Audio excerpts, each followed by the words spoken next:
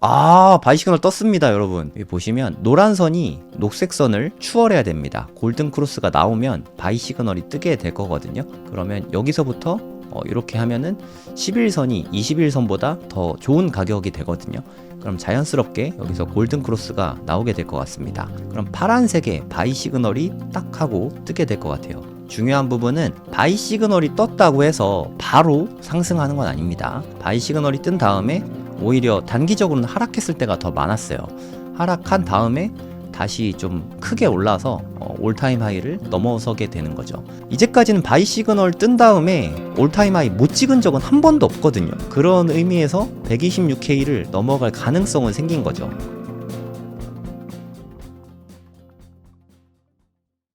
네, 안녕하세요. 성정길입니다. 지금 시각은 3월 1일 오전 5시 32분입니다. 어저께 좀 큰 사건이 있었죠. 네, 이스라엘과 미국에서 이란을 공격했습니다.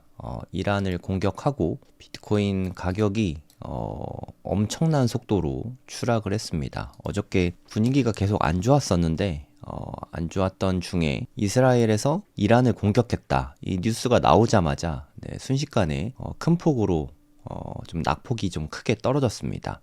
그리고 나서 얼마 안 있어서 아야톨라 하메네이가 이란의 최고 지도자입니다. 대통령보다 사실 그 이란은 종교가 좀 중요한 나라라서 종교 지도자인 하메네이가 그냥 사실상의 가장 우두머리라고 보시면 됩니다. 이란의 수장이라고 보시면 돼요. 하메네이가 사망했다는 뉴스가 나왔어요. 아직은 뭐 확실치가 않은데 로이터 통신에서는 사망했다고 보도를 했는데 이거는 이스라엘의 주장입니다. 사실 알 수가 없어요. 그러니까 네타냐후는 이스라엘의 대통령인데 하메네이가 죽었다라고 주장을 하고 있습니다. 이스라엘 쪽 의견은 죽었다. 하지만 이란에서는 이거는 고도의 심리전이다. 아직 무사하게 미리 진작에 대피를 해가지고 지금 현재 무사하다. 이란에서는 이렇게 주장을 하고 있습니다. 근데 앞으로도 이스라엘에서는 계속 이야기를 할 거예요. 하메네이가 죽었다고 이야기를 할 겁니다. 왜 이렇게 이야기를 하냐면 죽었다고 이야기를 하면 본인이 살아있음을 보여주려고 뭐 방송을 하든 공식 석상에 모습을 나타내든 하면서 좀 움직임이 포착이 될 거잖아요. 그러면 또다시 암살 시도를 할 겁니다. 네, 죽었으면 끝이고 만약에 살아있으면 다시 재차 암살해서 죽이려고 계획을 세우고 있지 않을까 생각이 됩니다. 저는 평화주의자입니다. 이분이 사실 저하고 아무런 원한 관계가 없는데 뭐 죽기를 바라는 마음은 정말 1도 없습니다. 이분이 뭐 좋은 사람이라고 생각하진 않아요. 네, 저도 좋아하는 사람은 아닙니다. 하지만 이렇게 사람을 암살하는 전쟁 같은 게 과연 올바른 방법인가? 네, 그 부분에 대해서는 좀 의문이 있습니다. 네이버에다 고래동 공부라고 치시면 저희 카페가 나오는데요. 네, 이 부분에 대한 글을 제가 좀 썼습니다. 이스라엘과 이란의 주장이 다릅니다. 이스라엘에서는 죽었다고 이야기하고 이란에서는 무사하다고 주장을 합니다. 시간이 더 지나봐야 알 수 있는 부분인 것 같아요. 하지만 확실한 거는 이제 이란하고 이스라엘하고 전쟁을 한 지가 전쟁이라고 말해야 되나? 분쟁이라고 해야 될까요? 아무튼 뭐 서로 공격하고 했던 게 벌써 시간이 꽤 됐는데 이제는 점차 막바지를 향해서 달려가고 있는 것 같습니다. 죽었다 안 죽었다 서로 각기 다른 주장을 하고 있는데 진짜 이런 말씀을 드리는 것 자체가 되게 끔찍한 일인데 현재까지는 미국에서 표적으로 삼았을 때 살아있는 경우가 없습니다. 잡혀가거나 다 죽었어요. 되게 무서운 일이죠. 뭐 이거는 제가 기억나는 것만 적어봤거든요. 예전에 그 이라크의 사담 후세인 잡혀갔죠. 죽은 걸로 알고 있습니다. 그리고 뭐 오사마 빈 라덴 이렇게 9.11 테러의 수장이죠. 역시 죽었습니다. 그리고 카다피 리비아였나요? 네, 그 아프리카 쪽에 독재자였는데 반미 정권이었죠. 뭐 직접 죽인 건 아니지만 어찌됐든 표적으로 삼았고 죽었습니다. 마두로 대통령은 최근의 일이죠. 베네수엘라 대통령인데 잡아갔어요. 이런 정말 끔찍한 일들인데 우리나라가 미국을 적으로 두지 않아서 참 다행인 거지. 만약에 적으로 두고 있었으면 우리나라도 안전하지 않았겠죠. 이번에는 네, 하메네이를 표적으로 삼고 있습니다.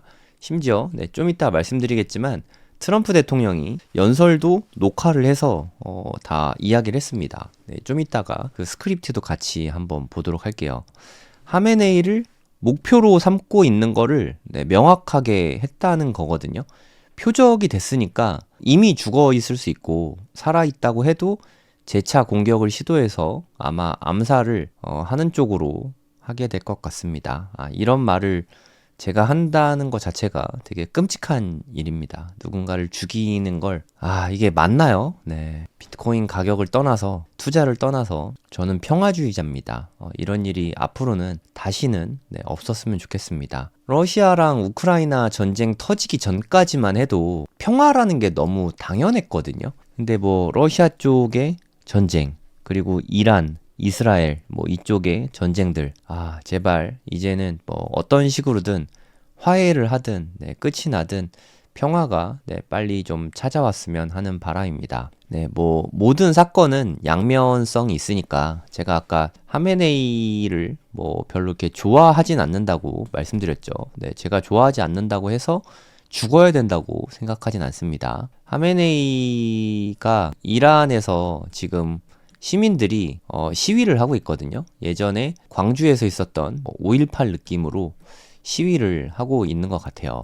근데 정말 많은 사람들을 정부에서 죽였다고 합니다. 그래서 이 정권을 저는 되게 싫어합니다. 그래서 이렇게 이란의 민주주의를 염원하던 사람들은 이렇게 전쟁이 만약에 종료가 되면 이런 강압적인 정부로부터 주권을 찾아올 수도 있게 되겠죠. 사실 이란에서 특히 여자분들은 여권이 없죠.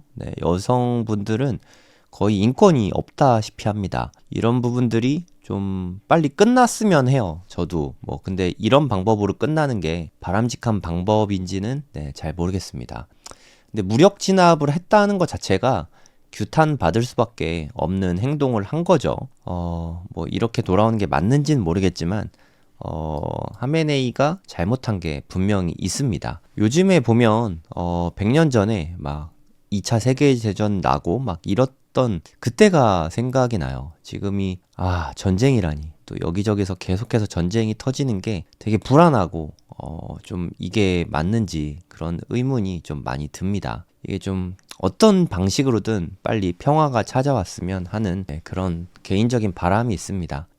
전 세계에 좀 평화가 빨리 다시 깃들었으면 하는 바람입니다. 아까 말씀드렸던 트럼프 연설 이거 보시면 나오거든요. 이 링크 타시면 유튜브 통해서 보실 수 있고요. 조회수가 한 44만 회 정도 나오더라고요. 이거는 뭐 백악관의 공식 연설입니다. 근데 전쟁 선포하고 공격하겠다고 하는데 이런 모자 차림도 좀 되게 어색합니다. 제가 봤을 때는 참 독특한 사람인 것 같아요. 제가 뭐 간략간략하게 이야기를 좀 드리도록 하겠습니다. 이란을 좀 나쁜 사람이라고, 나쁜 국가라고 규정하는 게 초반에 나오고요. 여기도 계속 그 이야기들을 하고 핵무기 위협도 하고 외교적으로 노력을 하긴 했죠. 대화로 핵을 갖지 못하도록 이야기를 했는데 결국엔 뭐 국제사회에서는 군사력이 답인 것 같습니다. 군사력이 강하면 어찌됐든 말을 듣게 하는 거죠. 그러니까 말로 할 때 들을래? 아니면 때린 다음에 말 들을래? 약간 좀 요런 느낌입니다. 깡패죠, 깡패. 우리나라도 좀 국방력을 많이 키울 필요가 있는 것 같아요. 아무튼 현재 뭐 그런 상태입니다. 그리고 군사작전에 대한 이야기를 하고 있습니다. 이란 정권이 만약에 핵무기로 무장하게 되면 얼마나 끔찍한 일이 생길지, 그리고 미군은 보안에 취약해진다. 그래서 이거는 핵무기를 갖지 못하게 해야 된다. 당위성을 이야기하는 거죠. 이란을 공격하는 건 어쩔 수 없는 일이었다. 그 부분에 대한 이야기를 하고요. 그리고 미군들은 이걸로 인해서 뭐 죽는 사람도 생길 수 있겠죠. 그들은 뭐 숭고한 일이다. 이런 이야기를 하고 있고요. 그리고 이란 국민들한테는 밖에 나가지 말라고 뭐 이야기를 하고 있습니다. 그리고 이슬람 혁명수비대, 군, 그리고 모든 경찰, 그러니까 이란 군인들에게 이야기하는 게 무기를 내려놓고 완전히 사면을 받으세요. 와, 이거 진짜 이게 좀 되게 막강한 무기인 것 같아요. 무슨 뜻이냐면 이란에 군인들이 있을 거잖아요. 이 군인들을 회유하는 거죠. 항복하면은 완전히 사면해주고 네가 잘못한 게 아니잖아. 니네 지도자가 잘못한 거잖아. 그러니까 네가 무기를 내려놓고 항복을 하면 사면해줄게. 죄를 묻지 않을게. 대신에 무기를 내려놓지 않으면 확실하게 죽을 거야. 이런 이야기를, 협박이죠, 협박. 그러니까 무죄가 되거나 죽거나 둘 중에 선택해라. 이렇게 이야기를 하고 있거든요. 와, 이거는 정말 되게 강력한 카드일 것 같습니다. 이렇게 말하면 이란의 군인들이, 무기를 내려놓는 군인들이 더 많아지지 않을까요? 네, 그렇게 생각을 합니다. 그리고 그 이후에 대해서도 생각을 하고 있습니다. 이란의 국민들이 현재 시위하고 있잖아요. 네, 민주항쟁을 벌이고 있는데 이런 시위대들에게 좀 대피소에 머물러라. 안전한 곳에 잘 있어라. 집 밖으로 나가지 마라. 밖은 매우 위험하다. 폭탄이 도처에 떨어질 것이다. 우리의 작전이 끝나면 여러분의 정부를 되찾으십시오. 그러니까 지금의 정권을 무너뜨리고 원래 하려던 일을 해라. 이렇게 이야기를 하는 거죠. 정말 그냥 다른 거 다 떠나서 되게 전략적인 게, 지금 시위가 일어나서 이란의 정부에서는 여기를 진압하는데 힘쓰고 있는 상태였거든요. 이 상태에서 이스라엘이랑 미국이랑 공격을 하게 된 거예요. 그러면 우리가 공격해서 정부가 무력화됐으니까 이제 너희의 민주적으로 정권을 찾아라. 니네 주권을 찾아라. 여러분의 정부를 되찾으십시오. 이렇게 이야기를 한 겁니다. 그럼 이렇게 되찾은 정권은 당연히 친미 정권이 들어설 수밖에 없겠죠. 그러니까 모든 정권을 다 친미 정권으로 바꾸고 싶어 하는 것 같아요. 트럼프가. 그럴 수 있죠. 네. 비록 방식은 깡패 같은 방식이긴 하지만 미국 국민들이 원하는 방향은 맞는 것 같습니다. 물론 방식은 되게 반대하는 이들이 많을 것 같아요. 항상 강압적이고 군사력을 써서 해결을 하려고 하니까 이 부분에 대해서는 찬반을 이야기하기는 좀 어려운 것 같지만 이미 일어난 일이고 계속해서 진행되고 있는 일이니까 그거에 대해서 제가 판단을 하면 뭐 하겠습니까? 그래서 이거는 제가 느끼기에는 좀 예정된 미래라고 생각합니다. 미국에서 타겟으로 정한 이상 어찌됐든 하메네이는 잡혀가거나 죽거나 둘 중에 하나가 되지 않을까 싶고, 시간의 문제지 않을까요? 네, 그리고 정부가 사실상으로 기능을 하기 어려워지는 타이밍에 시민들이 좀 정권을 무너뜨리게 되지 않을까. 그리고 나서 친미 정권을 미국에서 좀 세우는 거를 도와주고, 앞으로 이런 일들이 이란에 일어나게 될 것 같습니다. 이게 이란 국민들이 원하는 방향인지 그거는 제가 모르겠지만, 아무튼 이게 어떻게 해야 잘 해결이 될까요? 아무튼 가슴이 아픕니다.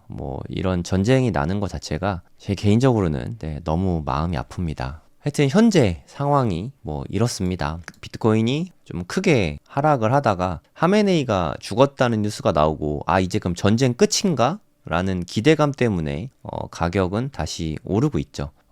비트코인 가격이 지금이 바닥인지 아닌지 그거는 그 누구도 알 수가 없습니다. 사람마다 다 의견이 분분해요. 네. 하지만 저는 좋은 가격이라고 생각하고 매일매일 사고 있습니다. 단 하루도 빠지지 않고 매일 사고 있어요. 저는 2026년이 지나고 보면 아주 큰 기회이지 않을까 싶습니다. 설사 이 6만 달러가 최저점은 아닐지라도 지나고 보면 이 가격대에서는 되게 좋은 때였다고 우리가 다들 생각할 거라는 느낌이 듭니다. 제가 그래도 비트코인 수량을 많이 모으고 수익이 많이 생긴 이유는, 이때가 바닥은 아닌데 루나 사태가 터졌을 요쯤부터 제가 비트코인을 본격적으로 많이 모으기 시작했거든요. 정말 싸다는 생각이 들어서. 하지만 그 이후로도 계속 빠졌죠. 요때는 좀 사팔사팔을 하다가 요때부터 사팔사팔 안 하고 계속 모으기만 했거든요. 매도는 안 하고 매수만 했습니다. 요때부터 수량이 조금씩 계속 늘어났죠. 저는 계속 사고 있어요. 제가 인증한 적 많으니까 고래동 꿈 카페 오시면 제가 계속 사고 있는 거 계속 올리고 있습니다. 꼭지에서도 샀고요. 6만 달러에도 샀고 그냥 매일매일 사고 있습니다. 하루도 빠짐없이. 제 목표는 내년까지는 계속해서 매일 사는 거예요. 그러면 뭐 앞으로 어떻게 될지 모르겠지만 뭐 더 빠질 수도 있고 더 올라갈 수도 있고 하지만 저는 이게 바닥 근처라고 생각합니다. 계속해서 분할 매수로 모아갈 예정이에요. 그게 제 인생에 있어서는 기회라고 생각합니다. 이런 때가 한 번 더 왔다고 생각하거든요. 이때 저는 좀 달달하게 많이 모았거든요. 지금도 나중에 지나고 나면 상당히 좋은 시간이지 않을까 생각을 해서 열심히 모으고 있습니다. 트위터에서 좀 흥미로운 글이 있어서 제가 좀 가지고 와봤거든요. 금하고 비트코인 비율로 비트코인 가격을 분석한 겁니다. 뭐 여기는 밑에 보시면 다 해석을 해놨으니까 나중에 한번 보시면 될 것 같고요. 요게 좀 되게 좀 흥미로웠어요. 사실 이게 52주 지스코어라고 나왔는데 제가 해보니까 지스코어는 아니더라고요. 그러니까 이게 52주 평균이 있을 거 아니에요? 네, 주마다 평균을 내서 52주 평균을 편의상 M이라고 할게요. 그리고 지금 현재 가격을 X라고 하겠습니다. 곱하기 100을 하고 퍼센트로 나타낸 거거든요. 이렇게 해봤더니 이 가격은 비트코인에 비해서 금값이 얼마나 높은가 비율을 나타낸 거예요. 그러면 지금 비트코인에 비해서 금값이 매우 높은 상태입니다. 그러니까 우리가 4년 주기로 봤을 때 지금 네 번째 사이클이죠. 사이클마다 나오는 그 피크점 중에 하나라는 걸 알 수 있어요. 그러니까 2014년에 120%까지 찍었었거든요. 그리고 2018년에는 118%였고요. 2022년에는 102%였습니다. 숫자가 아주 조금씩 줄어드는 걸 볼 수 있죠. 그럼 이번에 91이 최저치일 수도 있고요. 저는 대략 한 90일에서 100 정도 되지 않을까 뭐 그렇게 생각이 됩니다. 정확한 가격은 알 수가 없어요. 앞으로도 주마다 가격이 계속 나오기 때문에 평균값이 변해서 정확한 가격은 알 수는 없습니다. 아무튼 역사상 최고치에 근접해 있죠. 이게 최고치라는 뜻은 비트코인은 저평가고 금은 고평가다 이렇게 생각을 하시면 되거든요. 그러니까 이게 숫자가 높을 때는 비트코인을 사서 모으기에 아주 적절한 시기라고 생각하시면 될 것 같습니다.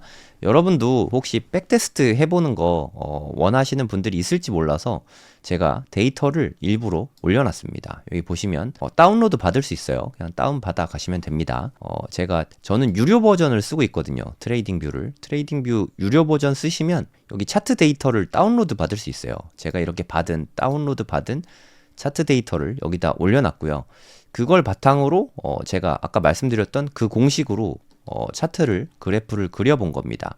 지스코어라고 이야기를 했지만 티머가 그렇게 말을 했지만 제가 해보니까 평균분의 그 현재의 가격에서 현재의 값에서 평균을 뺀 거 여기다 곱하기 100을 적용한 요 값이었어요. 네, 똑같이 나옵니다. 이렇게 하면 아까 본 그래프랑 똑같죠. 근데 아까 여기서 본 거는 티머가 그린 거는 91%라고 했잖아요.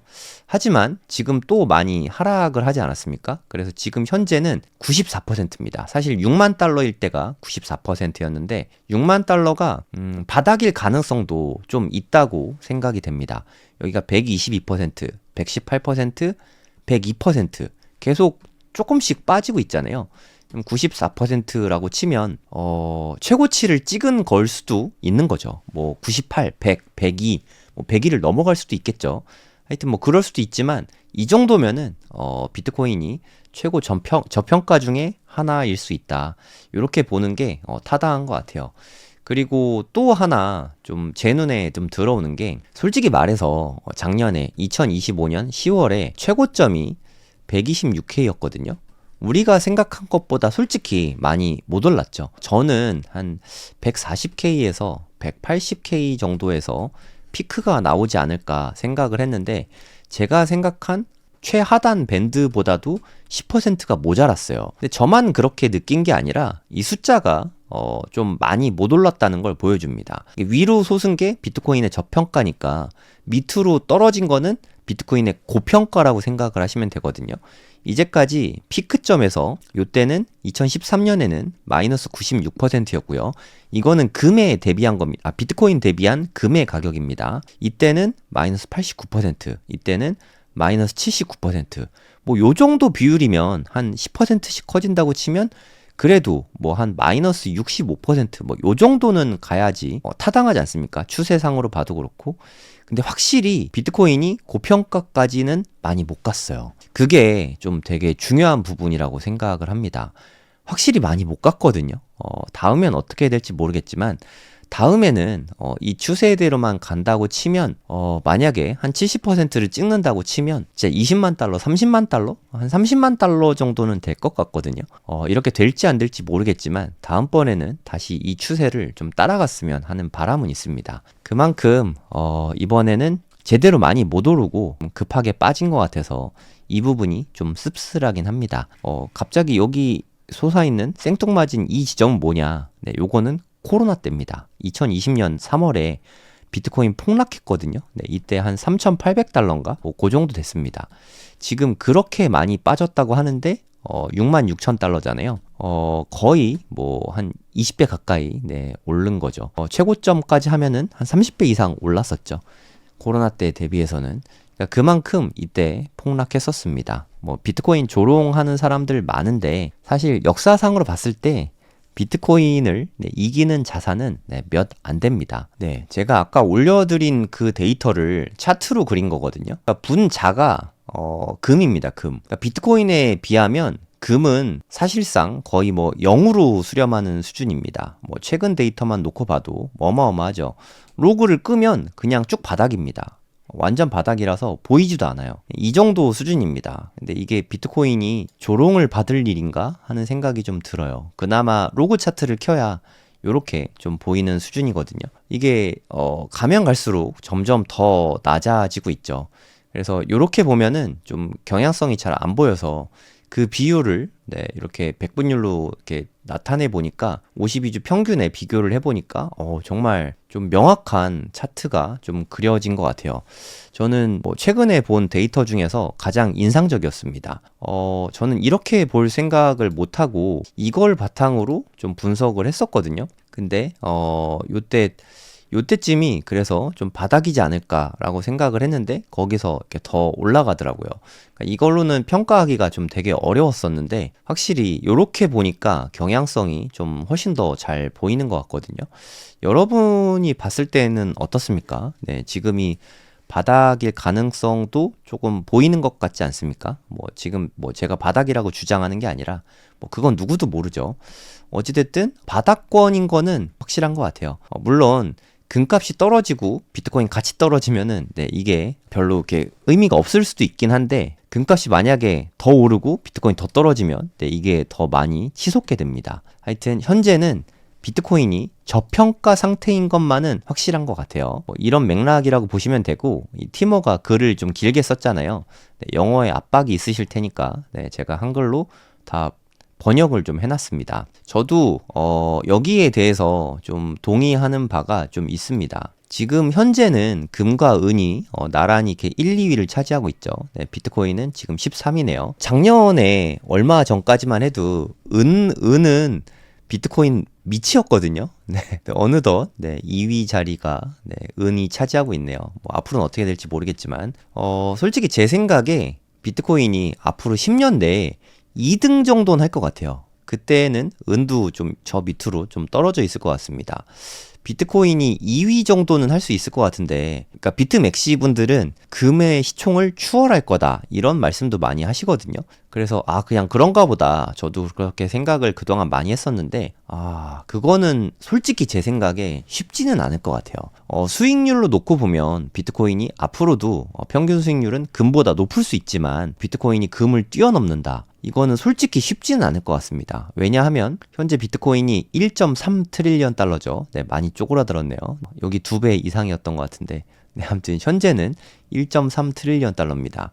여기는 36이잖아요. 거의 30배 정도 됩니다. 30배. 그리고 비트코인이 오를 때 금도 가만히 있는 건 아니잖아요. 같이 오르지 않습니까? 그래서 모르겠어요. 제가 뭐 아주 나이가 많이 들어가지고 100살이 넘으면 비트코인이 금을 뛰어넘을지도 모르겠지만 그냥 합리적인 생각으로는 금을 뛰어넘는 건 좀 어렵지 않을까 뭐 그런 생각이 좀 많이 듭니다. 하지만 비트코인이 2등 정도는 차지할 가능성이 매우 높다고 생각합니다. 얘가 한 36 트릴리언 달러면 비트코인은 뭐 예를 들면은 한 20 트릴리언 달러 정도는 될 수 있는 거죠. 만약에 금이 50 트릴리언 달러 되면은 얘는 한 30트릴리언 달러 정도? 네, 요 정도. 어느 정도 격차를 두고 쫓아가는 형국이지 않을까. 뭐, 시간이 아주 많이 지나면 뭐 추월할 수도 있지만, 한동안은 격차를 두고 쫓아갈 것 같아요. 그럼 그런 동안에 비트코인은 현재 1.3 트릴리언 아닙니까? 한 20년 정도? 10몇 년 정도 지나면 요 정도는 될 것 같거든요. 그럼 10배가 훨씬 넘는 거잖아요. 좀 장기 투자하기에 비트코인은 되게 좋은 자산이라고 생각합니다. 이건 뭐 제 개인 의견이니까. 그리고 어떤 분이 이런 얘기를 하시더라고요. 귀가 얇은 사람은 비트코인이 좋다고 해서 매수를 했다. 그리고 지금 손해를 봤다.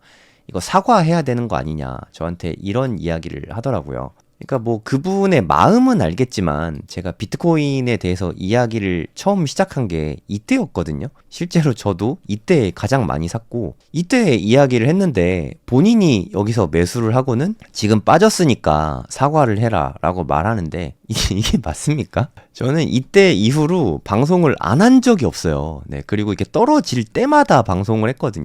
제가 뭐 올라갈 때는 안 할 때도 많았지만 떨어질 때는 오늘도 떨어져서 방송을 하려고 했는데 네, 오른 거죠. 떨어질 때는 늘 방송을 했는데 이럴 때는 뭐 하다가 이렇게 꼭지에서 이럴 때 매수를 하고 떨어졌으니까 사과해라. 뭐 제가 사과한다고 본인의 시드가 돌아옵니까?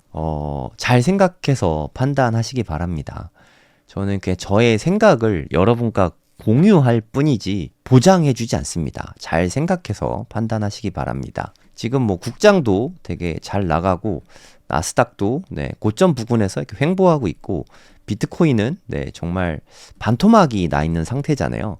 그래서 국장하고 미장하고 비트코인 이 셋 중에 지금 현재 살려면 뭐 살래 하면 솔직히 말씀드려서 저는 좀 가격이 떨어진 상품을 좋아합니다. 그래서 저는 비트코인을 살 건데 요럴 때 산 사람은 아마 이미 국장으로 달려가지 않았을까 싶거든요. 근데 이렇게 높은 가격에만 투자하시는 분들이 의외로 되게 많더라고요. 네, 그럼 그분들은 언제 돈 벌지 참 쉽지 않습니다. 네, 투자는 지금 같은 때 하는 게 맞다고 생각해요. 제가 이때 매수를 하고 장기 보유하면서 수익이 꽤 커졌었잖아요. 물론 지금은 뭐 수익이 그렇게 크진 않습니다. 이때 뭐 댓글 보니까 유튜브 댓글 보니까 네, 쌀 때 운 좋게 사가지고 그걸로 되게 자랑한다 이런 이야기를 하더라고요. 여러분도 지금 쌀 때 사서 장기 보유하고 나중에 자랑하시면 될 것 같습니다.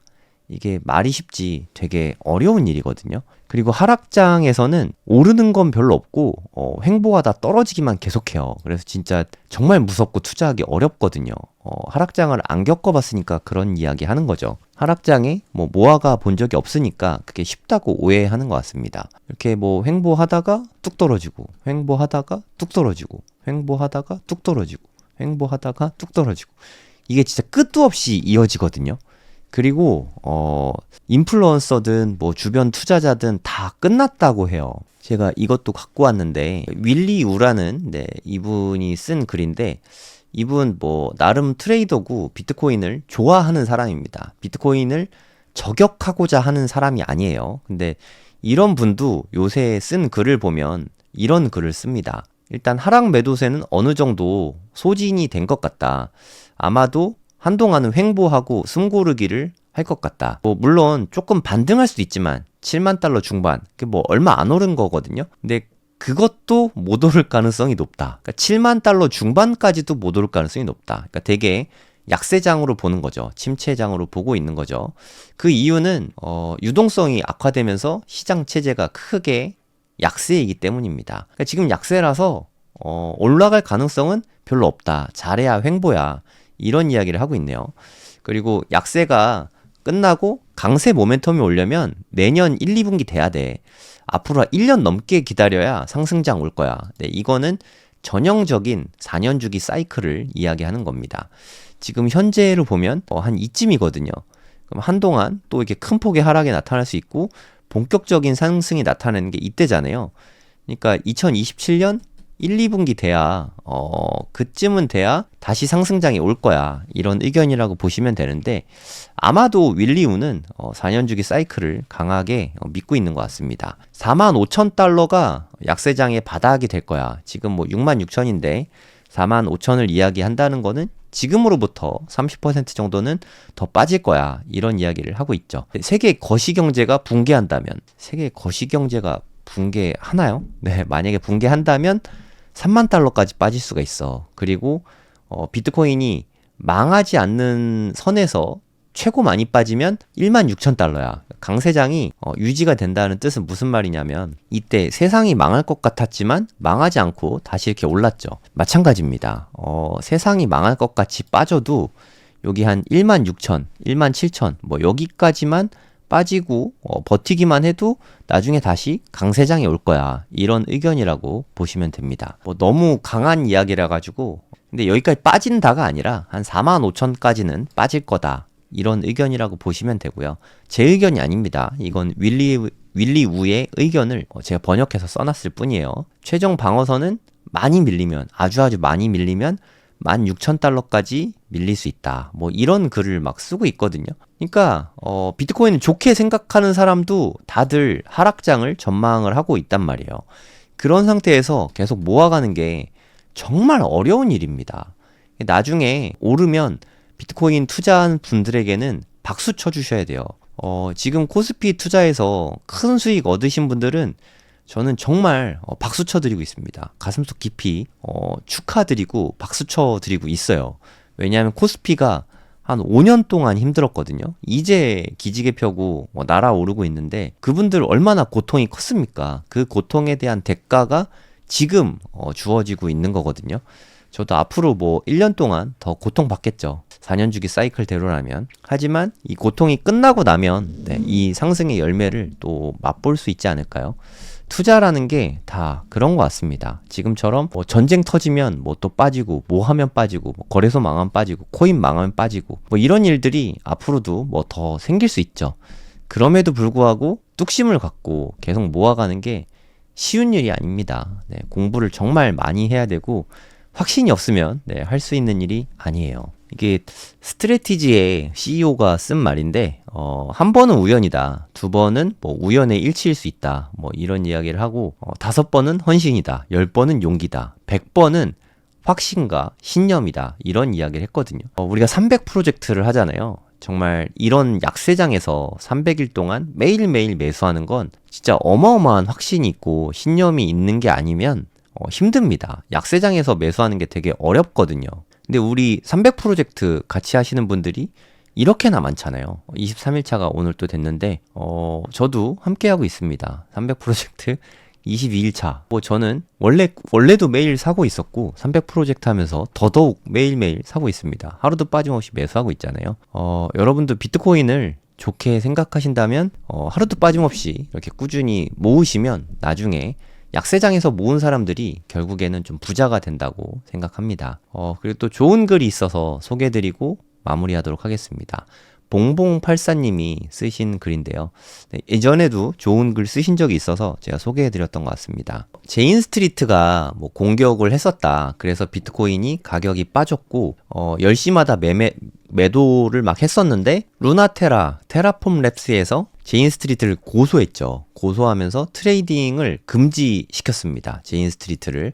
그 다음에 비트코인이 반등하는 그런 일련의 사건이 있었죠. 코인계의 유명한 사건이니까 아마도 다들 아실 겁니다. 그럼 비트코인이 너무 허접한 자산인 거 아니냐 이렇게 생각하실 수 있죠. 예시가 정말 적절한 것 같아서 이거를 좀 소개를 좀 해드릴게요. 압구정동에 예를 들어 현대아파트가 1000세대가 있다고 가정을 해볼게요. 그리고 한 집당 30억이다. 30억에다가 1000 곱하니까 시총은 이 단지 전체 시총은 3조가 되겠죠. 근데 어느 날 갑자기 30억이었던 게 가격이 오릅니다. 35억이 되면 35억 곱하기 1000 하니까 3조 5천억이 되죠. 그러니까 실제로 늘어난 거는 5억 늘어난 거잖아요. 사실상. 하지만 시총은 무려 5천억이 늘어난 거죠. 이런 일이 실제로도 발생을 합니다. 비트코인도 마찬가지예요. 사실 한 1000만 개 정도는 거의 움직이지 않습니다. 이건 그냥 고정이에요. 실제로 뭐 유동성 있고 한 게 대략 또 한 1000만 개 정도인데 요 정도가 움직이는데 또 1000만 개가 다 움직이지 않습니다. 저처럼 장기 보유하고 있는 사람들이 있잖아요. 그러면 팔리는 거는 뭐 몇천 개랑 몇만 개, 뭐 그 정도 수준이겠죠. 그러니까 요거를 타겟으로 해서 레버리지 써서 뭐 한 1조면 1만 개를 움직일 수 있는 돈입니다. 그걸 움직여서 전체 시총을 흔들 수 있죠. 이게 꼬리가 몸통을 흔드는 그런 효과일 수도 있는데 실제로 네, 이런 일들이 있습니다. 뭐 하락이든 상승이든 그러니까 실제로 거래된 거는 되게 조금인데 가격 변화는 더 클 수 있다는 거죠. 그리고 또 비트코인은 특이한 현상이 이게 뭐 늘 그렇지만 선물 트레이딩 하는 사람들이 많아요. 레버리지를 많이 쓰거든요. 지금 또 이란 공격하고 나서 이렇게 급하게 빠졌다가 지금 또 급등하고 있는 이유는 사실 숏이 많이 몰려 있잖아요. 뭐 전쟁 난다고 하니까 숏친 사람들이 많았던 것 같습니다. 가격이 오르니까 네, 이들이 다 청산이 된 거죠. 이거를 숏 스퀴징이라고 합니다. 숏 스퀴징이 나면 네, 상방으로 좀 많이 움직여요. 얘네들이 청산당하면서 반대 매매가 일어나니까 숏의 반대 매매는 매수입니다. 그래서 대량 매수가 나타나면서 가격이 올라가는 거예요. 뭐 이거는 트레이딩에 대해서 조금만 아셔도 네, 누구나 다 알고 있는 내용입니다. 그래서 지금 뭐 좀 오르고 있거든요. 실제로 이렇게 됩니다. 그러니까 중요한 거는 지금 당장 가격이 이만큼 올랐네, 저만큼 떨어졌네. 너무 거기에 집중하지 마시고 수량을 잃지 않고 장기 투자하는 게 제일 핵심이라고 생각하시면 됩니다. 너무 조급하게 반응하지 마세요. 전쟁 났네, 이제 끝났네, 이제 큰일 났네, 어떻게 해야 되나, 전전긍긍하고 이러지 마시고요. 그러면 가격이 더 떨어지면 난 좀 더 사야겠다, 현금을 좀 더 모아놔야겠다, 준비시켜놔야겠다, 이런 자세로 대응하는 게 가장 좋은 방법이라고 생각합니다. 네, 안녕하세요. 성정길입니다. 지금 시각은 3월 5일 오전 8시 41분입니다. 비트코인 반등이 오늘 좀 세게 나왔죠. 제가 이렇게 노란 선을 그어놨는데, 그냥 그은 선은 아니고요. 보시면 번번이 좀 저항 맞고 떨어졌던 자리거든요. 네, 여기에서 돌파 못하고 네, 빠졌죠. 여기도 돌파 못하고 빠졌고요. 여기에 고점, 요런 되게 중요한 지점이었는데 여기를 뚫어냈다는 게 일단 1차적으로 중요하고요. 이게 오늘 뚫었습니다. 오늘 뚫어냈고, 그리고 요 고점 있죠. 요 고점 자리가 대략 한 72,000 정도 됐는데 네, 오늘 거기도 뚫어냈습니다. 오늘 최고점은 새벽 4시쯤에 74,000달러를 찍었거든요. 네, 여기가 최고점이었습니다. 분위기는 뭐 상당히 좋은 것 같아요. 하지만 뭐 지금 일단 상승이 나왔으니까 살짝 조정을 받고 있는 모습이긴 하거든요. 제 생각에 일단 요 라인이 되게 중요하다고 생각합니다. 한 68에서 70K, 네, 요 정도 선만 잘 지켜줄 수 있으면 상방으로 계속 진행이 될 것 같은데, 만약에 68K 또 요 부분이 뚫리고 62, 63 뭐 여기까지 또 빠지게 되면 조정장이 조금 더 시간이 길어질 수 있을 것 같습니다. 최근에 환율이 급등을 했어요. 네, 1,500원까지 올라갔다가 아무래도 당국에서 또 개입을 한 것 같습니다. 그러니까 이란 전쟁 이슈 때문에 환율이 완전 급등했어요. 1,418원까지 꽤 많이 떨어졌었는데 그 이후에 전쟁 이슈 때문에 급등을 했습니다. DXY가 거의 100 가까이 올라갔었거든요. 달러 인덱스가. 네, 그러다가 지금은 네, 좀 빠져 있는 상태인데 이건 누가 봐도 네, 좀 당국에서 개입한 게 아닌가, 네, 그런 생각이 좀 듭니다. 네, 다시 비트코인으로 돌아가면 사실 전 밑에 스무스 해시리본 이렇게 써 있잖아요. 제가 기다리는 거는 해시리본 바이 시그널을 기다리고 있습니다. 저번에도 좀 상세하게 말씀드리긴 했는데, 해시리본 바이 시그널이 뜬 다음에 최고점을 못 넘어간 적이 이제까지 단 한 번도 없었거든요. 보시면 여기 10개, 그러니까 최근 10일 동안의 이동평균선이 골든 크로스만 하면 돼요. 21선보다. 그럼 10개잖아요. 하나, 둘, 셋, 넷, 다섯, 여섯, 일곱, 여덟, 아홉, 열. 이게 저점 2개가 포함이 돼가지고 지금 11선이 더 낮은 거거든요. 이동평균선 잠깐 보여드릴게요. 여기 보시면 노란 선이 녹색 선을 추월해야 됩니다. 골든 크로스가 나오면 거기서 이제 바이 시그널이 뜨게 될 거거든요. 제 생각에 앞으로 한 이틀만 지나면 될 것 같아요. 15분 후에 이제 봉마감 될 거고, 녹색 봉이 2개 더 뜨던가 아니면 뭐 음봉이 뜨더라도 여기에서 크게 빠지지만 않으면 됩니다. 여기 수준만 유지를 해주면 아마 바이 시그널이 뜨게 될 것 같아요. 이틀 후면은 요거 2개가 삭제가 되니까요. 그러면 여기서부터 이렇게 하면은 11선이 21선보다 더 좋은 가격이 되거든요. 그럼 자연스럽게 여기서 골든 크로스가 나오게 될 것 같습니다. 그럼 파란색의 바이 시그널이 딱 하고 뜨게 될 것 같아요. 파란색 동그라미가 한 이쯤에 만들어지지 않을까 생각이 됩니다. 근데 지난번에도 말씀드렸지만 중요한 부분은 바이 시그널이 떴다고 해서 바로 상승하는 건 아닙니다. 바이 시그널이 뜬 다음에 오히려 단기적으로는 하락했을 때가 더 많았어요. 하락한 다음에 다시 좀 크게 올라서 올타임 하이를 넘어서게 되는 거죠. 대부분 그 뒤로는 상승 추세가 나타난 적이 훨씬 더 많았습니다. 그래서 이 부분이 되게 중요해요. 언젠간 나오게 될 텐데 아마 한 2, 3일 내에 나올 가능성이 좀 높지 않을까 생각이 됩니다. 근데 여기에서 갑자기 큰 폭의 하락이 이렇게 폭락을 하게 된다. 그러면 또 바이 시그널이 뜨지 않게 되겠죠. 골든 크로스가 안 나올 테니까 이제 11선이 21선을 넘어가는 골든 크로스만 나오게 되면 바이 시그널이 뜰 예정입니다. 제 생각에 오늘 목요일이니까 이번 주 주말 정도에는 바이 시그널이 뜰 수 있지 않을까 그렇게 기대하고 있어요. 이거는 비트코인 현물 ETF 현황인데요. 분위기가 완전히 좀 달라진 것 같습니다. 그동안 계속 순유출이 나오고 있었는데 최근의 모습은 순유입이 계속해서 나타나고 있죠. 분위기가 좀 많이 반전이 되었어요. 이게 1월 달부터 올해 모습이거든요. 올해 것만 볼게요. 올해 분위기 안 좋죠. 되게 큰 폭의 유출이 많이 나왔어요. 빨간색이 되게 많죠. 그러다가 최근의 모습을 보면은 이제 확실하게 양전이 되고 있는 모습이 보입니다. 5억 달러, 2.5억 달러, 4.5억 달러, 2.25억 달러. 오늘은 제 생각에 되게 큰 폭의 유입이 있을 것 같거든요. 비트코인 시세가 이게 괜히 오른 거 아니거든요. 그래서 오늘은 좀 큰 폭으로 유입이 나타날 것 같고 이게 완벽한 추세 전환이 될 가능성이 있을 것 같습니다. 요즘에 그 이란하고 미국하고 좀 전쟁이 있잖아요. 전쟁 이슈가 있지 않습니까? 그래서 이란의 국민들이 비트코인을 사서 좀 개인 지갑으로 이동을 많이 하고 있다는 뉴스를 제가 봤거든요. 전쟁이 실제로 나면 금을 사서 금을 뭐 들고 가거나 보관하거나 하기가 되게 힘들잖아요. 전쟁이 터지면 항상 비트코인 매수 수요가 되게 늘어나게 됩니다. 우크라이나랑 러시아랑 전쟁을 처음에 할랑말랑 했을 때는 코인 시장이 위험자산이다 보니까 가격이 되게 많이 떨어졌었거든요. 막상 전면전이 시작되고 난 다음부터는 오히려 올라갔거든요. 우크라이나와 러시아에서 비트코인이나 그때는 뭐 비트코인뿐만 아니라 코인을 되게 많이 사들였어요. 그러면서 가격이 꽤나 크게 올랐습니다. 벌써 그게 한 4, 5년 전 이야기인 것 같은데 마찬가지 현상이 지금 일어나고 있는 거죠. 이란에서도 이란 국민들이 아시겠지만 이란의 자국의 화폐는 가치가 엄청 떨어졌거든요. 그래서 좀 상대적으로 가치 있는 비트코인 쪽으로 갈아타게 된 것 같습니다. 아마도 비트코인 프리미엄이 엄청나게 높았겠지만 그럼에도 불구하고 자국의 화폐를 갖고 있으면 계속 휴지 조각이 돼가고 있으니까 어쩔 수 없는 부분이죠.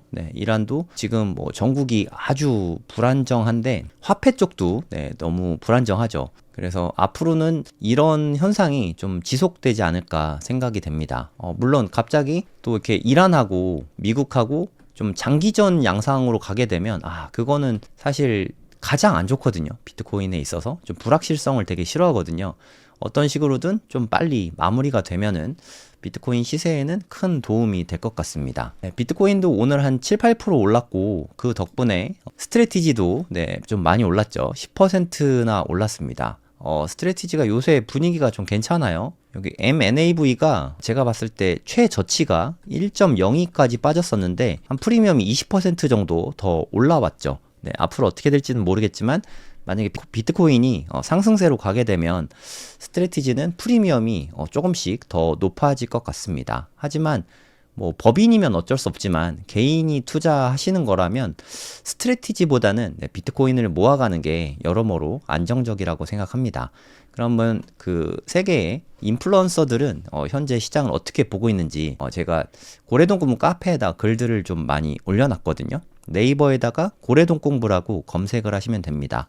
저희 네이버 카페가 나오는데 좀 의견이 좀 분분합니다. 일단 이 뉴스부터 글래스노드는 세계 최대의 온체인 데이터 분석 업체입니다. 여기 보시면 약간 된 겁니다. 3월 4일이니까 어저께 올린 거긴 한데 7만 달러 선을 넘어서지 못하고 번번이 맞고 떨어지고 있다. 약간 좀 요런 뉴스라고 보시면 되거든요. 7만 달러가 천장이 유지되고 있습니다. 참고로 오늘 게 반영이 안 된 거예요. 요때까지만 해도 7만 달러를 못 넘어가고 있었죠. 계속해서. 요때쯤 나온 뉴스라고 생각을 하시면 됩니다. 계속 맞고 떨어지면서 천장이 유지되고 있다. 여기를 못 넘어가면 또 다시 저점을 리테스트하러 갈 거다. 이런 온체인 분석이라고 생각하시면 되거든요. 그런 일이 있었지만 이번에 제 끝에다 붙여놓긴 했지만 71K 돌파했지롱 하고 제가 어저께 올려놨거든요. 73K도 돌파해서 74K를 찍고 살짝 조정받고 있습니다. 지금 현재 분위기는 상당히 좋은 편이에요. 그렇다고 막 날아가진 않을 거고요. 아마 급등했으니까 여기서부터 보면은 꽤 많이 올랐잖아요. 살짝 조정은 받을 것 같습니다. 그래서 여기 꼭지점 부근에서 대략 이쯤까지는 조정받을 가능성이 좀 있는데 여기가 유지만 되면 돼요. 네, 그러면 상승 추세가 이어질 겁니다. 여기가 만약에 뚫리게 되면 그러면 좀 조정장이 조금 더 길어질 수 있죠. 아직은 뭐 이것만 봐서는 알 수 없는 부분이기도 합니다. 그동안 빠진 거에 비하면 반등이 사실 솔직히 말해서 좀 미미한 수준입니다. 126K부터 올랐잖아요. 이게 최고점이 아닙니다. 126K부터 어마무시하게 이렇게 빠졌거든요. 그리고 요만큼 꼴랑 이만큼 반등을 한 거거든요. 이게 어떻게 보면 데드캣 바운스일 수도 있는 거죠. 마침 아서에이즈가 글 올린 걸 제가 가지고 와봤는데요. 여기 있는 녹색 선이 그러니까 빅테크 기업이라고, 미국의 테크 기업이라고 생각하시면 됩니다. 이쪽에 테크 기업이고요. 흰색 선이 뭐 다들 아시겠지만 비트코인 가격이거든요. 그래도 뭐 어느 정도 동조화가 꽤 많이 되어 있죠. 그래서 아직은 디커플링이 되지 않았다. 뭐 그런 의미이고요. 그리고 이거는 그냥 단순히 데드캣 바운스일 수도 있습니다. 그러니까 워낙 낙폭이 컸잖아요. 그래서 지금 꼴랑 이만큼 오른 걸로 너무 열광할 건 아니다. 뭐 그런 의견이라고 보시면 됩니다. 지금 74K까지 오르고 약세장에 지쳐 있다가 조금 반등 나오면 사실 또 상승에 대한 기대감을 갖기 쉽잖아요. 아직은 확실치가 않다. 상승장인지 추세가 완전히 전환된 건지 알기가 어렵다. 이 페이션트, 이게 좀 진짜 중요한 부분인 것 같아요. 인내심을 가집시다. 이런 의미라고 보시면 됩니다. 그러니까 지금 이제 상승장 시작인가 라고 생각해서 무리하게 또 매수를 하지 마시고요. 우리 기존에 하던 대로 계속 분할 매수 꾸준히 하시면 됩니다. 돈이 없는데요. 그럼 뭐 그러신 분들은 그냥 갖고 있는 비트코인만 잘 지켜내시면 됩니다. 너무 무리해서 매수하거나 하면은 길게 보기 좀 어려우니까 우리 장투하려고 비트코인 투자하는 거잖아요. 일희일비하지 말고 좀 길게 보고 투자하는 게 훨씬 더 중요합니다.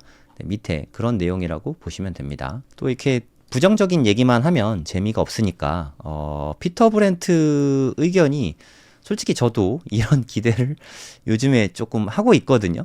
분위기가 나쁘지 않아 보여서 일단 저항선을 다 뚫어냈잖아요. 그건 되게 중요한 겁니다. 7만 달러 선에 있던 저항선을 완전히 뚫어냈고요. 뭐 제가 아이스라인에 대해서 여러 차례 말씀드렸는데 여기 매물대가 쌓여가면서 이제 아이스라인이 됐죠. 여기에 이제 잘 안착하기만 하면 됩니다. 그러니까 뭐 호수에 여기가 얼음이라고 생각하면 얼음을 뚫고 올라오긴 당연히 어렵죠. 근데 얼음을 뚫고 올라온 다음에는 얼음 위에 서 있을 수 있죠. 네, 그러면 이 뒤로는 상승을 할 수 있는 가능성이 생깁니다.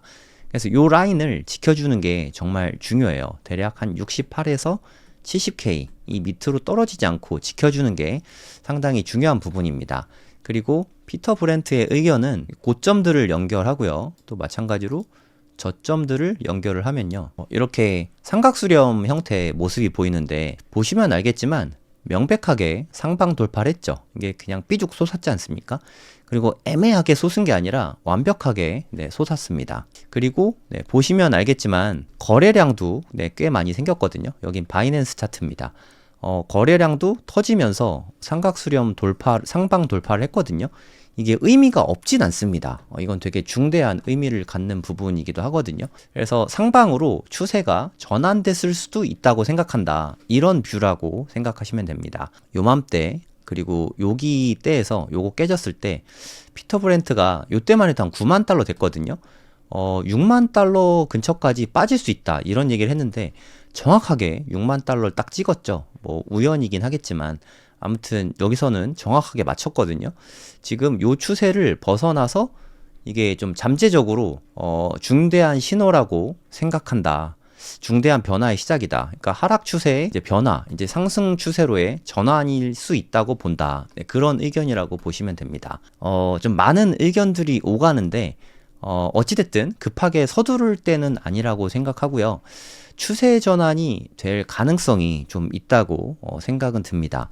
솔직히 저는 요때 여기서 횡보할 때 이제 좀 추세 전환 되지 않을까 이렇게 기대를 했었는데 아니었죠. 네, 완전히 반대로 가가지고 지금 바닥을 기고 있는데 이번에는 뭐 추세 전환이 될 가능성이 이때보다는 1번보다는 2번이 추세 전환될 가능성은 조금 더 높지 않나 하는 생각이 듭니다. 아니면 추세 전환 되지 않고 또 빠질 수도 있으니까 멘탈 관리는 네, 미리미리 좀 해두시기를 바랍니다. 네, 이제까지의 하락장의 모습들을 보면 좀 전형적인 모습이 있거든요. 바닥권에서 항상 횡보하는 그런 모습이 있어요. 2021년부터 보면 붓다빔 때인데 바닥권에서 꽤 긴 시간 횡보했죠. 한 3개월 정도 횡보하고 난 다음에는 네, 그 뒤에 크게 올랐죠. 요때도 어김없이 해시리본 바이 시그널이 떴습니다. 해시리본 바이 시그널이 뜨고 바닥에서 횡보하다가 최고점 올타임 하이 넘어서고 요게 좀 전형적인 패턴이거든요. 이제까진 다 그랬습니다. 안 그랬던 적은 없어요. 요때도 보시면 물론 해시리본 바이 시그널 뜨자마자 바로 상승한 건 아니지만 한번 깔아 앉았죠. 네, 아까도 말씀드렸지만 바이 시그널이 떴다고 해서 바로 급등하는 건 아닙니다. 네, 분명히 말씀드렸어요. 바이 시그널이 뜨고서 단기적으로는 하락할 수 있지만 장기적으로 봤을 때는 네, 그 뒤로 어마어마한 상승이 있었죠. 그래서 바이 시그널이 뜨면 일단 올타임 하이는 넘어설 가능성이 매우 높다. 이렇게 보는 게 타당한 것 같습니다. 그리고 하락할 때는 바이 시그널이 뜨지 않습니다. 여기 어마어마한 하락장이죠. 여기 바이 시그널 하나도 없지 않습니까? 그 옛날부터 계속 쭉 그랬어요. 우리가 기억하는 그 4년마다 한 번씩 큰 폭의 하락이 있잖아요. 여기 보시면 2014년 하락장이죠. 바이 시그널 하나도 없습니다. 여기서부터 뜨기 시작했고 그때가 바닥권이었죠. 2018년에도 마찬가지예요. 네, 하락 중일 때는 바이 시그널이 한 번도 안 떴습니다. 그리고 바닥에서 바이 시그널 뜨고 나서 네, 그 뒤에 진짜 어마무시한 상승이 있었어요. 여기서부터 보세요. 진짜 많이 올랐죠. 한 20배 올랐습니다. 이번에도 바이 시그널 뜨고 나서 하락장에서는 안 떴어요. 바이 시그널 뜨고 나서 엄청나게 올랐고요. 그리고 이제는 9시 넘었나요? 바이 시그널 떴습니다, 여러분. 벌써 떴네요. 네, 이번 주 일요일쯤 뜰 줄 알았는데 이번에 상승폭이 너무 커가지고 바이 시그널이 네, 떴습니다. 9시가 되면서 이야, 바이 시그널이 드디어 떴어요. 제가 이거 되게 애타게 기다렸는데 5분 전과 바로 달라졌네요. 네, 이게 뭐 어디로 봐도 다 떴죠. 업비트로 봐도 떴나? 네, 업비트로 봐도 떴네요. 지금 복마감이 되면서 바이 시그널이 네, 떴습니다. 이게 또 기대가 되네요. 이제까지는 한 번도 틀린 적은 없거든요. 이제까지는 네, 앞으로 어떻게 될지는 모르겠지만 아무튼 해시리본에 바이 시그널이 떴습니다. 오늘 큰 폭으로 상승을 하면서 이제까지는 바이 시그널 뜬 다음에 올타임 하이 못 찍은 적은 한 번도 없거든요. 뭐 그런 의미에서 126K를 넘어갈 가능성은 생긴 거죠. 아까도 말씀드렸지만 바이 시그널이 떴지만 국제 표준시로 9시에 뜨거든요. 우리나라 시각으로 9시.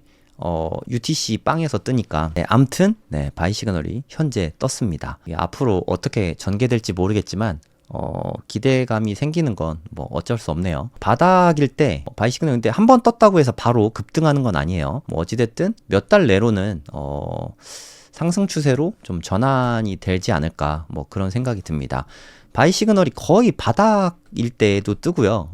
상승 중일 때도 뜹니다. 그러니까 작년에도 작년 4월 이때 바닥에서 네, 떴죠. 되게 중요한 부분이었고 그리고 2014년 죄송합니다. 2024년 네, 그때도 바이 시그널이 뜨고 나서 11월에 이렇게 급등했죠. 트럼프 당선되고 네, 이번에도 바이 시그널 떴으니까 급등할 수도 있는 거 아닌가? 네, 요런 기대감을 네, 갖게 되네요. 아무튼 바이 시그널 떴습니다. 어떻게 될진 모르겠지만 정말 많이 기다렸는데 제가 생각한 것보다 좀 일찍 나왔어요. 오늘 좀 큰 폭으로 올라서 그런 것 같습니다.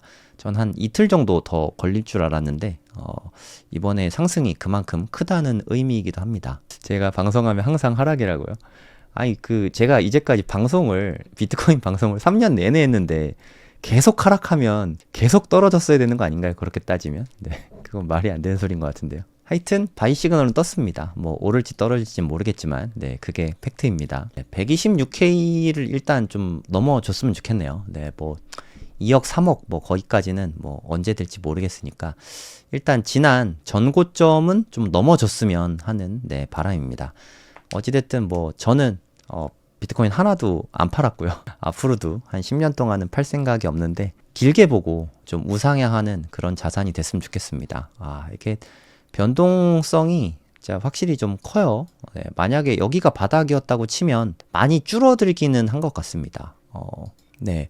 지난번에 그 피델리티에서 티머가 분석한, 네, 이게 저는 좀 되게 인상적이었거든요. 그래서 제가, 여기 데이터도 넣고 제가 직접 차트를 만들었었는데, 저는 이게 되게 정말 인상적이었어요. 2015년에, 가장 최저점일 때, 122%였고요. 2018년 말이죠. 2019년쯤에 118%, 그리고 2022년 말, 23년 되기 전에 102%, 그리고 이번에는 94%. 이게 피크 부근인 거는 좀 맞잖아요. 그래서 어쩌면 이제 상승 추세로 전환될 가능성이 꽤 높을 수도 있겠구나, 이런 생각이 들었거든요. 지난번 방송에서 네, 이야기했던 부분입니다.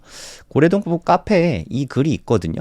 요거 한번 읽어보시면 좋을 것 같아요. 3월 1일 날 제가 올린 글인데, 저는 이게 좀 되게 인상적이었어요. 제 나름대로. 4년 주기별로 이게 이렇게까지 데이터가 정확했구나, 이런 생각이 좀 들었거든요. 반대로 이게 파란색이 좀 강하면, 파란색이 한 40%, 50% 정도 되면, 요쯤 되면 저는 좀 금을 살 생각입니다. 지금은 금 살 때는 아닌 것 같고요. 요게 만약에 숫자가 뭐 파란색으로 좀 전환되면 이때는 금을 좀 사볼 생각이에요. 이게 좀 되게 신뢰도가 높은 차트인 것 같아요. 요 글 한번 읽어보시면 좋을 것 같습니다. 아무튼 해시리본 바이 시그널이 떴습니다. 네, 좋은 소식 전하면서 오늘 방송 마무리하도록 하겠습니다. 감사합니다. 네, 안녕하세요. 성정길입니다. 지금 시각은 3월 7일 토요일 오전 7시 47분입니다. 네, 이건 비트코인 1시간 봉인데요. 네, 보시면 알겠지만 74,000달러를 찍고 나서 지속적으로 가격이 좀 빠지고 있습니다. 그리고 한 67,000달러대까지 빠졌거든요. 업비트 가격 기준으로는 1억 18만 5천 원까지, 1억이 깨지진 않았지만 1억이 위협을 받고 있는 그런 상황이라고 보시면 되겠습니다. 어저께 제가 말씀드렸던 그 라인에서, 그 지지선에서 지금 지지를 받고는 있어요. 요 지지선이 만약에 뚫리게 된다면 그 다음 지지선은 한 6만 5천 정도 될 것 같고요. 네, 그 다음 지지선은 6만 2천? 네, 그 정도 될 것 같습니다. 최종적으로는 6만 달러가 되겠죠. 6만 달러 지지선마저 뚫리면, 솔직히 그건 좀 생각하기 싫습니다만 또 생각은 해봐야 되니까, 만약에 그렇게 될 수도 있죠. 뭐 우리가 미래를 알 수는 없으니까. 근데 여기에서는 일봉상으로 상승 다이버전스가 실패했던 지점이에요. 다들 기억하실지 모르겠는데 여기서 너무 많이 빠졌어요. 사실 저는 여기에서 반등이 나올 줄 알았거든요. 여기서 반등이 나왔다면 RSI가 여기보다 덜 빠지면서 이렇게 상승 추세로 전환이 됐을 수 있는데, 너무 많이 빠지면서 RSI가 완전 과매도까지 내려가게 됐습니다. 네, 그러면서 일봉상으로 RSI가 무려 15까지 빠졌거든요. 일봉상으로 15까지 빠지는 날은 거의 없습니다. 네, 뭐 이거는 한 최근 8년 내로 이렇게까지 많이 빠진 적은 없는 걸로 제가 기억하거든요. 그때쯤에 봐도 이게 코로나 때인데, 코로나 때를 놓고 봐도 15, 코로나 때보다도 지금이 더 낮아요. 네, 그만큼 극단적 공포라고 생각하시면 되고요. 2019년에도 19, 요때가 진짜 낮았네요.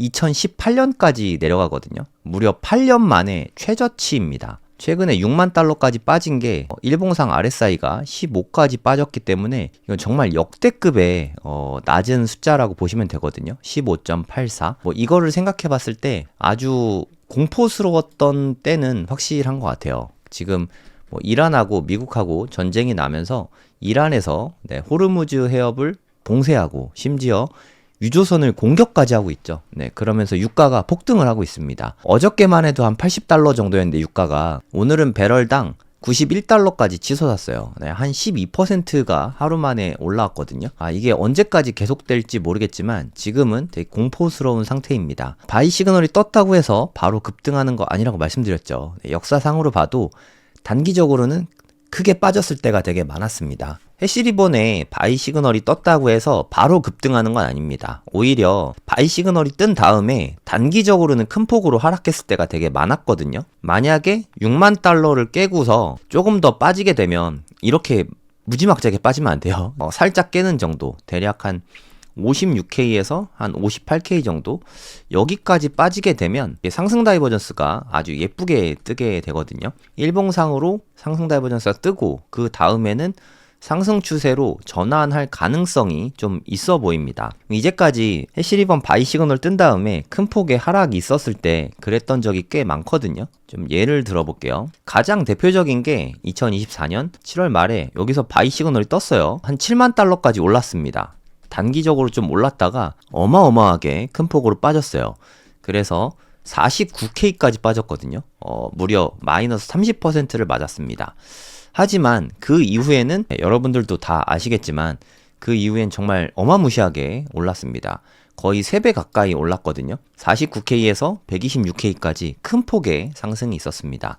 이번에도 만약에 그렇게 된다면 물론 한 56,000까지 빠지는 건 되게 아플 수 있지만 그 뒤에 큰 상승을 생각해보면 단기적인 고통을 참아내면 좀 기회가 될 수도 있겠다. 네, 이런 생각도 좀 들긴 합니다. 네, 그리고 저는 이때도 좀 기억이 나는데 이게 대략 여름쯤이었거든요. 3만 달러가 넘어가고 15,000달러에서 3만 달러를 간 넘겼으니까 거의 2배 가까이 올랐잖아요. 이렇게 오르고 나서 이제 상승으로 가나 하고 생각하던 차에 바이 시그널 떴죠.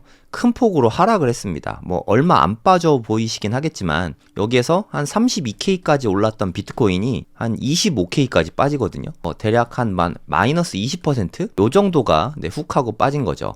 제가 기억하기로 이때 뭐 여러분들 아시는지 모르겠지만 원효띠라고 있어요. DC 인사이드 차트 갤러리에서 가끔 활동하는 뭐 그런 트레이더인데 이 시점에 이더리움하고 비트코인을 한 3천억을 들어갑니다. 무지막지하게 들어갔죠. 네, 바이 시그널 뜨고 나서 하락하는 시점에 그리고 나서 잘 보시면 이게 일봉이거든요. 일봉상으로 상승 다이버전스가 있어요. 그러니까 다 겹친 거죠.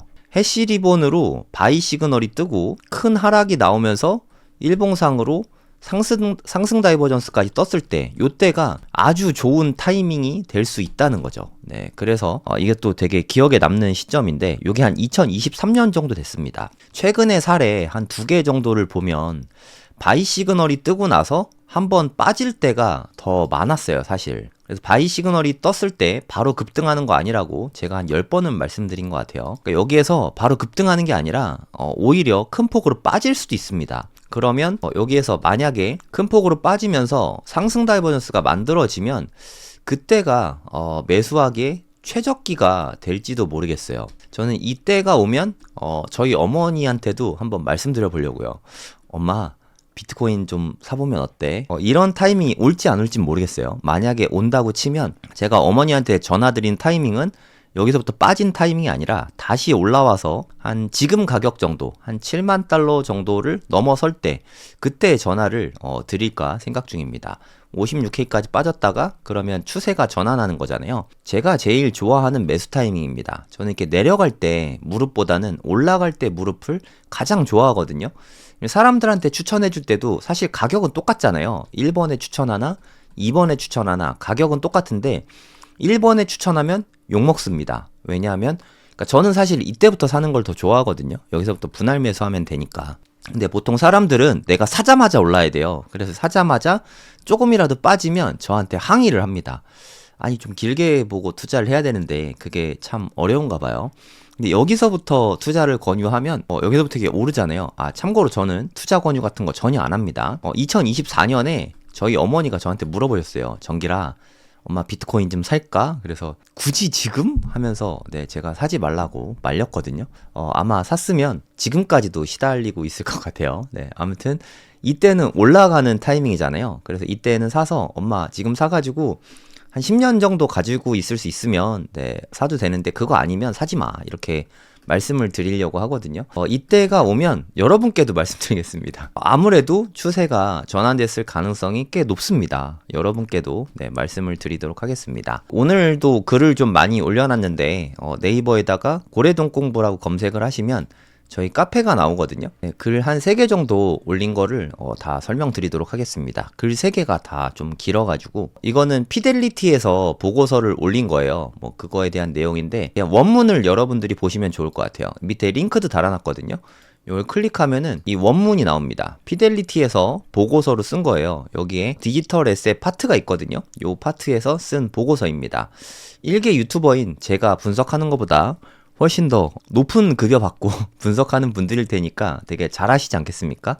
그분들이 쓴 글을 제가 해석을 한 겁니다. 비트코인의 4년 주기는 끝났는가? 네, 요런 제목으로 쓴 글이거든요. 뭐 요거는 좀 그냥 넘어가고 초창기 비트코인은 위험성이 높은 투기적 투자처로 인식되었으나 사실 지금도 그렇긴 하거든요. 투기적인 투자처이긴 한데 중요한 거는 제도권으로 편입이 됐습니다. ETF가 승인되면서 블랙락과 피델리티 뭐 여길 중심으로 해서 제도권에서 편입을 하기 시작했죠.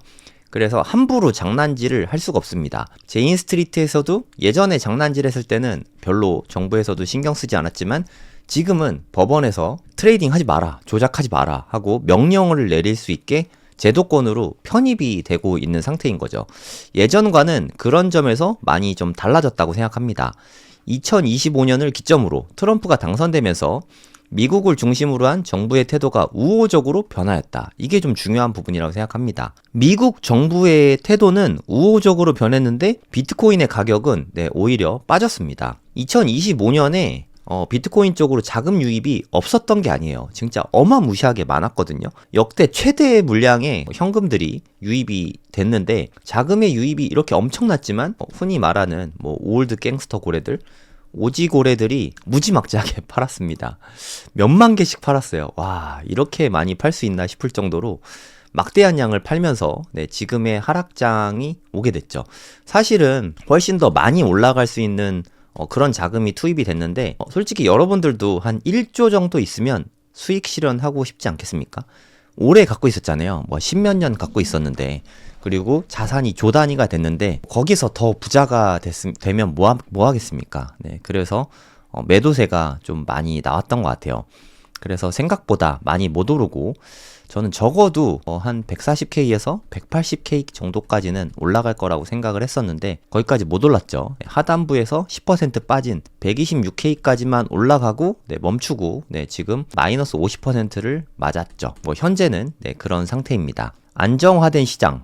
여러분은 비트코인 시장이 안정화됐다고 못 느끼실지 모르겠지만 제가 느끼기에는 너무 많이 안정화된 것 같아요. 2022년만 놓고 봐도 2022년에 진짜 굵직굵직한 사건들이 많았거든요. 일단 가장 대표적으로 루나 테라 사태. 그러니까 지금의 솔라나급의 코인이 그냥 빵원이 됐어요.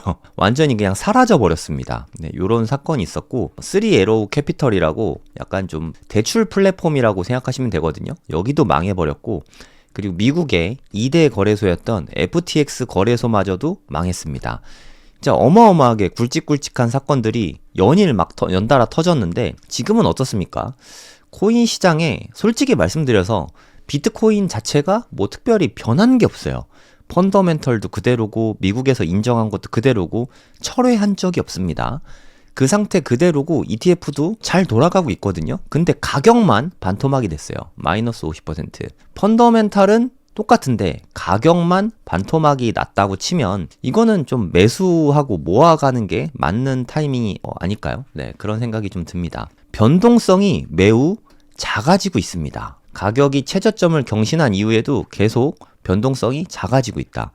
예전에는요, 어땠냐면 변동성 자체가 너무 컸어요. 올라갈 때도 무지막지하게 올라가고 떨어질 때도 무지막지하게 떨어지고 이런 변동성이 상당히 컸거든요. 근데 지금 보면 물론 아쉬운 건 아랫부분에서 좀 평온하게 유지되고 있다는 게 좀 아쉽긴 하지만 물론 요때는 무지막지하게 떨어지긴 했습니다. 하지만 변동성이 거의 없죠. 안정화가 되고 있다. 이런 의미라고 보시면 됩니다. 우리가 느끼기에는 이렇게 아래쪽에서 안정화되는 게 무슨 의미가 있냐, 이거는 좀 별론 거 아닌가 그렇게 생각을 하지만 그냥 뭐 기관 투자자들이 봤을 때는 변동성이 낮아진 것 자체도 의미가 있다 이렇게 보고 있는 것 같아요. 시가총액 자체가 2021년 고점 대비해서도 한 2배, 17년 대비해서는 10배, 13년 대비해서는 200배 이상 커지면서 시장 유동성 자체도 풍부해졌고 그리고 극심한 변동성이 억제되고 있다. 네, 이렇게 평가를 하고 있습니다. 그러니까 예전 같으면 한 마이너스 한 78%, 마이너스 한 85%, 마이너스 90% 막 이렇게 빠졌었는데 이제는 그렇게까지는 안 빠졌다는 거죠. 뭐 한 대략 한 마이너스 50% 정도?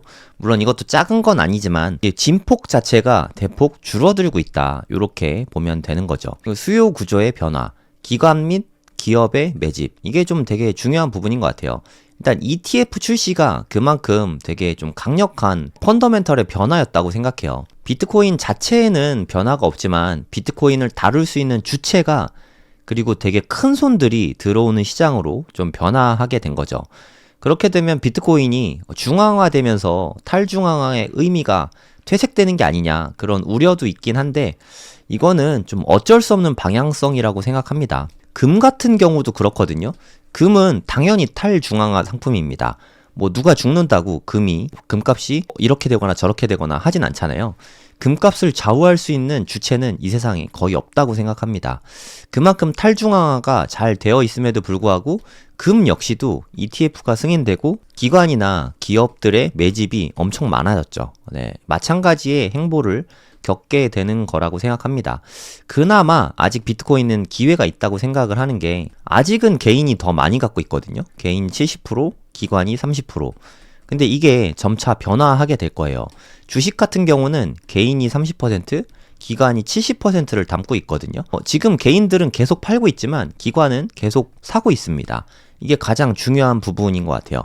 그래서 앞으로도 이게 계속될 거고 펀더멘털이 변화하는 동안입니다. 우리 같은 개인들은 이럴 때 물량을 잃으면 안 됩니다. 앞으로도 뭐 기관이 흔들기를 하는지 어떤지는 제가 잘 모르겠어요. 아무튼 가격이 빠졌을 때 기관은 매집한다는 거죠. 네, 우리도 기관 쪽에 사이드에 서야 됩니다.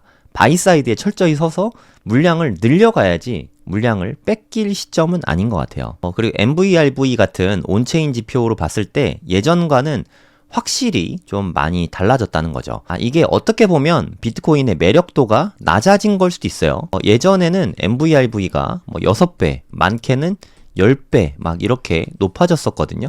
근데 지금은 꼴랑 뭐 한 2배도 안 됩니다.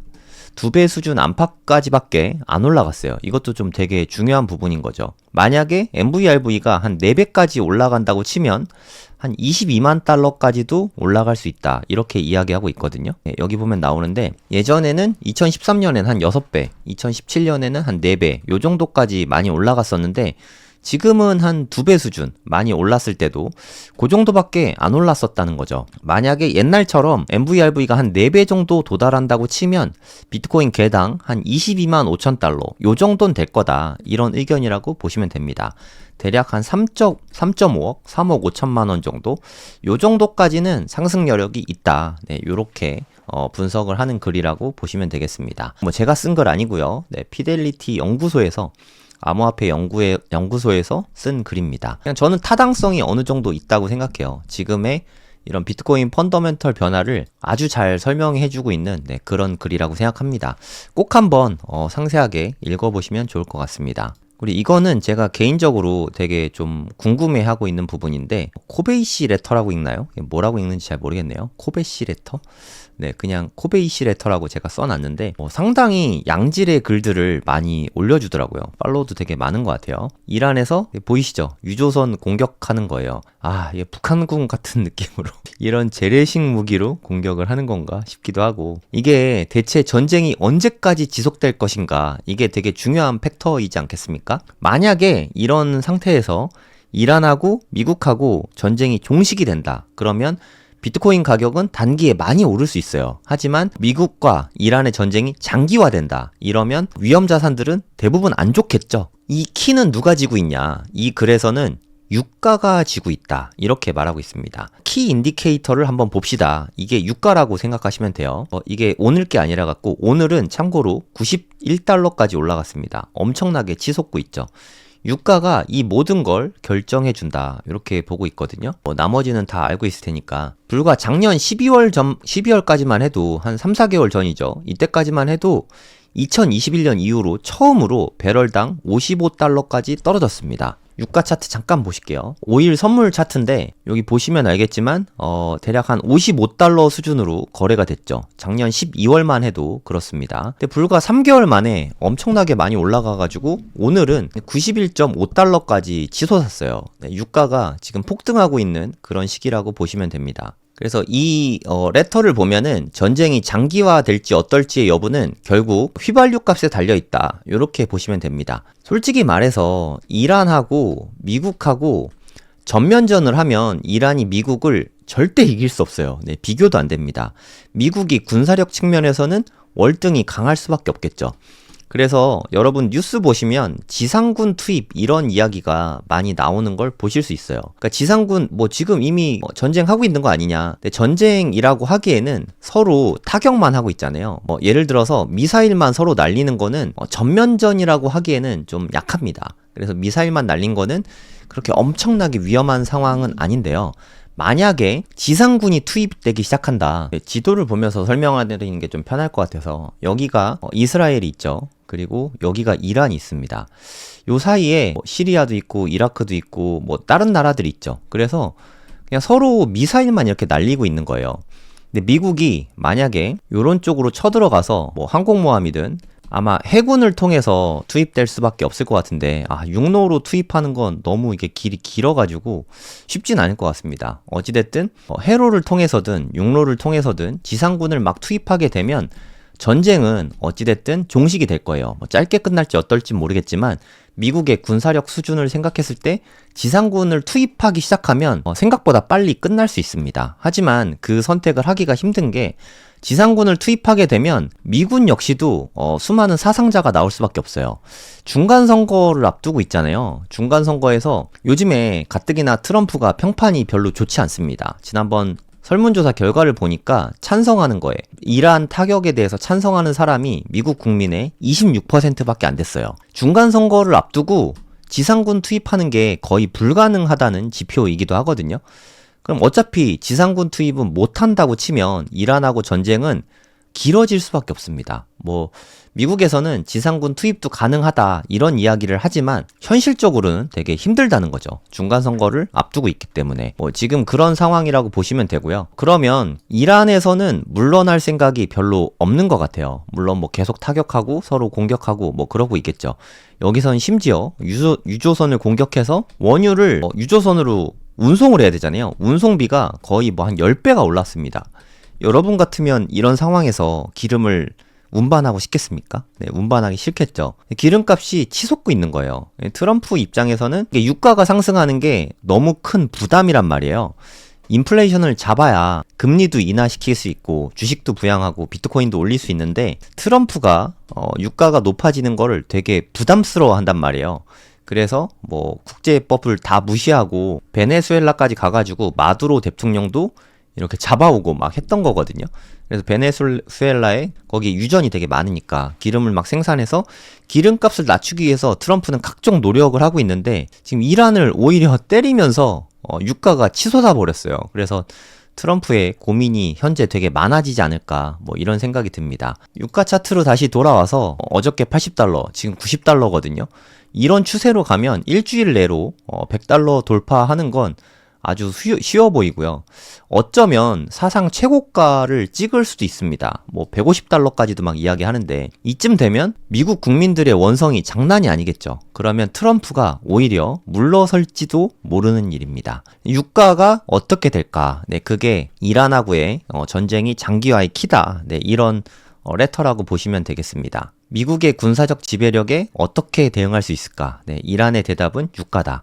유가를 올려야지. 지금 이란의 움직임은 아주 적극적으로 유가가 이렇게 높아질 수 있게 유조선까지 공격을 하고 적극적으로 개입을 하고 있습니다. 앞으로 어떻게 될지 모르겠지만 중간 선거를 앞둔 이 시점에 유가의 상승은 트럼프한테는 너무 아픈 일이죠. 네, 그래서 호르무즈 해협을 통해서 이란의 가장 큰 레버리지 형태입니다. 뭐 이렇게 써 있는 게 그런 의미라고 보시면 되겠습니다. 중간선거가 한 8개월 남았는데요. 11월에 중간선거 있으니까 미국인의 45%가 물가를 가장 큰 걱정거리로 꼽고 있습니다. 이런 상황에서 유가까지 치솟으면 미국인들의 시름이 깊어지겠죠. 그래서 대통령 지지율이 되게 크게 하락할 것이고 어쩌면 공화당이 이번에 중간선거에서 질지도 모릅니다. 이런을 공격했던 이 일련의 사건들 때문에 이런 맥락이라고 보시면 되겠습니다. 이것도 되게 현 시점에서 되게 중요한 지표니까 한번 꼭 읽어보시면 좋을 것 같습니다. 이건 마지막 주제인데 간단하게 설명하고 마무리하도록 하겠습니다. 이게 되게 의미가 있는 것 같아요. 이 보라색 밴드가 있죠. 요게 채굴 원가입니다. 채굴 원가에 상단 밴드와 하단 밴드를 이렇게 밴드로 만든 거예요. 여기도 보시면 코로나 때 요 밴드를 살짝 뚫고 다시 올랐죠. 그러면서 비트코인 가격이 뛰어 올랐습니다. 그래서 이 필자는 마치 트램폴린 같다, 이렇게 덤블링 아시죠? 트램폴린 같다, 이렇게 표현을 했거든요. 그러니까 여기 보라색 밴드에 맞으면 큰 폭으로 뛴다는 거죠. 여기서 딱 맞고 발도듬 해가지고 또 발도듬하고 또 이렇게 뛰었다가 또 발도듬하고 또 뛰었다가 지금 발도듬하고 있는 이런 시점이라고 보고 있는 거거든요. 그래서 채굴 원가 밴드에 발디딤을 했으면 트램폴린이 뭐 이렇게 생겼잖아요. 여기서 꾹 눌러주면 그 탄성으로 팡 하고 튀어나가지 않습니까? 지금은 이 트램폴린을 꾹 눌러주고 있는 이런 타이밍일 수 있거든요. 그러면 앞으로 팡 하고 튀어오르는 때가 나타날 수 있죠. 지금은 열심히 모을 때다, 이런 의견이라고 봐주시면 될 것 같아요. 이게 되게 설득력이 많은 것 같아요. 지금 최저가인지 어떤진 모르겠지만 아무튼 이 밴드 밑으로 뚫고 내려가고 있는 시점이거든요. 확실한 건 지금은 비트코인을 팔 때가 아니라 모아갈 때인 것만은 확실한 것 같습니다. 오늘도 비트코인 잘 지켜내시고 앞으로 한 5년 정도는 잘 보유하시기를 바랍니다. 여기서 마무리할게요. 감사합니다.